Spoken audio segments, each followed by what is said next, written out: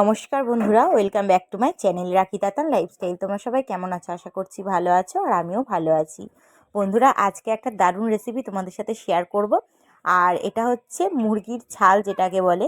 তো এটা হচ্ছে মা এখন এগুলোকে পরিষ্কার করে নিক, একদম পরিষ্কারই আছে, তবুও মা এটাকে একটু পরিষ্কার করে নিক। আর ততক্ষণে আমি কিন্তু বাঁধাকপি আর যা যা রান্না হবে জোগাড়টা করে নিই। চলো, আজকে এই মুরগির ছাল দিয়ে বাঁধাকপি রেসিপি। তো এই বাঁধাকপি দিয়ে আজকে মুরগির ছাল দিয়ে আর বাঁধাকপি দিয়ে একটা দারুণ রেসিপি বানাবো, সেটাই তোমাদের সাথে শেয়ার করব। তো দেখো বন্ধুরা, বাঁধাকপিটাকে আমি প্রথমে ওপরের এই মোটা খোলাগুলো ছাড়িয়ে নিচ্ছি, ভেতরেরটা নেব। আর বাঁধাকপিটা কিন্তু একদম নিরেট আছে। চলো আগে কেটে ভালো করে ধুয়ে নিই ততক্ষণে। তো দেখো বন্ধুরা, এখানে কিন্তু মা মুরগির ছালটাকে খুব ভালো করে পরিষ্কার করে ধুয়ে নিয়েছে। তো দেখো বন্ধুরা, ভালো করে কিন্তু মা ধুয়ে নিয়েছে, এবার কিন্তু কেটে নিচ্ছে। আর ছালগুলোই কিন্তু একদম ছোট ছোট করবে না, একটু বড় বড় করেই করবে, কারণ তেলে দেওয়ার পর কিন্তু একদম সব ছোট্ট ছোট্ট হয়ে যাবে সেই জন্য। তো চলো, সব ছালগুলো কিন্তু এখানে মার কাটা হয়ে গেছে। এরপর কিন্তু আবার ধুয়ে নেবে ভালো করে। এর আগে পরিষ্কার করে ধুয়ে নিয়েছিল, আবারও কিন্তু 1 থেকে 2 বার ভালো করে একটু পরিষ্কার জল দিয়ে ধুয়ে নিতে হবে। আর যারা এর ছাল খেতে পছন্দ করো তারা তো জানোই কতটা। তো চলো বন্ধুরা, এবার রান্নাটা শুরু করুক মা। তো কড়াতে প্রথমে উনুন ধরিয়ে দিয়েছে, দিয়ে কড়াতে প্রথমে সর্ষের তেল দিয়েছে। আলু ভেজে নিতে হবে।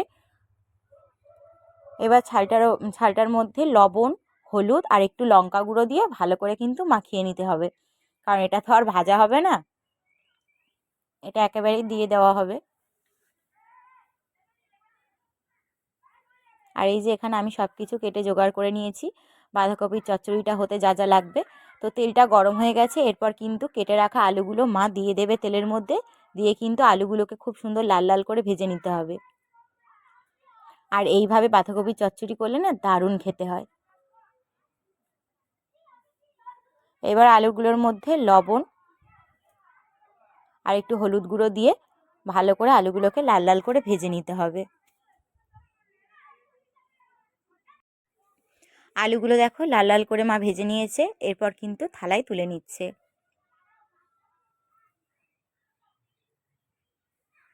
এরপর কড়াইতে দিয়ে দিল আর একটু সর্ষের তেল। আর তেলটা কিন্তু অনেকটা হয়ে গেছিলো, যেহেতু ছালের তরকারি তাই ওর থেকেই তেল উঠবে, সেই জন্য মা কিন্তু আরেকটু তেল কমিয়ে নিয়েছে।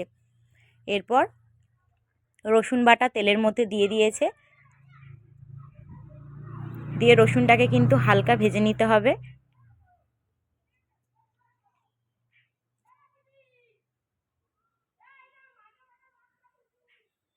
এরপর দিয়ে দিল পেঁয়াজ কুচি, 3টে চেরা কাঁচা লঙ্কা,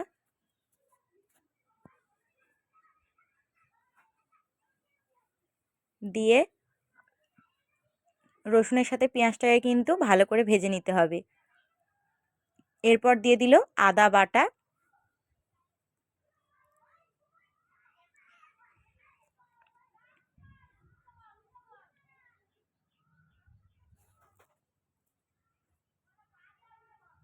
এরপর দিল হলুদ গুঁড়ো, লবণ, টমেটো কুচি, যেহেতু বাঁধাকপির চচ্চড়ি এগুলো তো লাগবেই। দিয়ে কিন্তু মায়ের পর দিয়ে দিল ছালগুলো। এই ছালগুলো এখন কষতে অনেকটা সময় লাগবে, তারপর কিন্তু বাঁধাকপি দেওয়া হবে।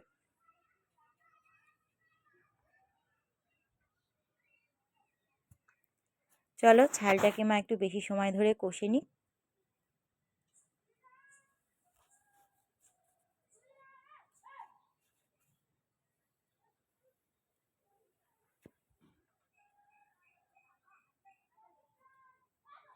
ছালটা কিন্তু মাঝে মাঝে কষছে, তোমাদেরকেও দেখাচ্ছি, আরও কিন্তু ছোট ছোট হয়ে যাবে।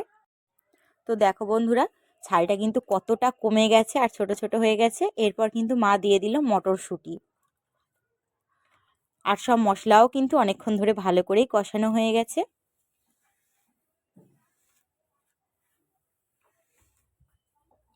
এরপর কিন্তু আমি যে বাঁধাকপিটা কেটে রেখেছিলাম সেই বাঁধাকপিটা দিয়ে দিল। বাঁধাকপিটা দিয়েও কিন্তু ভালো করে মশলাগুলোর সঙ্গে ভালো করে কষিয়ে নিতে হবে অনেকটা সময় ধরে। আর এই তরকারিটায় কিন্তু এক ফোঁটাও জল ব্যবহার করা হবে না, কারণ বাঁধাকপি থেকে কিন্তু অনেকই জল উঠবে। তো দেখো বন্ধুরা, বাঁধাকপি থেকে কতটা জল বেরিয়েছে। এই সময় কিন্তু আলুটা দিয়ে দিতে হবে, যেহেতু এই তরকারিতে এক ফোঁটাও জল ব্যবহার হবে না, সেই জন্য কিন্তু আলুটা সেদ্ধ হবে না নইলে। তাই মা এখনই দিয়ে দিল, দিয়েও কিন্তু আলুর সঙ্গে বাঁধাকপির সঙ্গে সব কিছু ভালো করে আরও একবার মিশিয়ে নেবে। তারপর কিন্তু ঢাকা দিয়ে দিয়ে করতে হবে তরকারিটা। এক ফোঁটাও তো জল দেওয়া হবে না, নইলে আলুটা সেদ্ধ হবে না। আর জিরে বাটাটা দেওয়ার কথা কিন্তু তখন মা ভুলে গিয়েছিল প্রথমের দিকে, সেই জন্য কিন্তু জিরে বাটাটা এখনও দিয়ে দিল।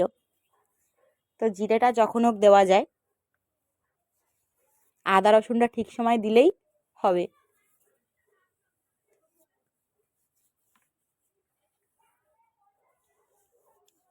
সব কিছু ভালো করে কিন্তু কষিয়ে ঢাকা দিয়ে দিয়ে এরপর মা দিয়ে দিল 1 চামচ চিনি। তো এখনও কিন্তু জলটা আছে, তো আলুটা সেদ্ধ হতে হতে জলটাও শুকিয়ে যাবে। এরপর দিয়ে দিল ধনে পাতা। একসঙ্গে কিন্তু সব কিছু ভালো করে মিশিয়ে নিল, ঢাকা দিয়ে দিয়ে কিন্তু কষতে হবে, তাহলে আলুটাও সেদ্ধ হয়ে যাবে, জলটাও শুকিয়ে যাবে। তরকারিটা কিন্তু একদম রেডি হয়ে গেছে। একদম সবার শেষে মা গুঁড়ো গরম মশলা দিয়ে দিল। গুঁড়ো গরম মশলা দেওয়ার পর কিন্তু তরকারির সাথে ভালো করে মিশিয়ে নেওয়ার পরই কিন্তু তরকারিটা নামিয়ে নেবে। আলুগুলোও ভালো করে সেদ্ধ হয়ে গেছে আর জলটাও শুকিয়ে গেছে।